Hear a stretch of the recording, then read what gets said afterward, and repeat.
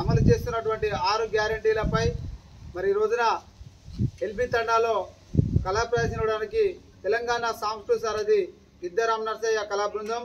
మరి ఈ రోజున జిల్లా కలెక్టర్ గారి ఆదేశాల మేరకు అదేవిధంగా పౌర సంబంధాల అధికారి డిపిఆర్ గారి ఆదేశాల మేరకు రావడం జరిగింది. కాబట్టి తండావాసులంతా కూడా మరి ప్రభుత్వ పథకాలను వినియోగించుకోవాలని కోరుకుంటూ అదిగదిగో వచ్చింది ఇందిరమ్మ రాజ్యం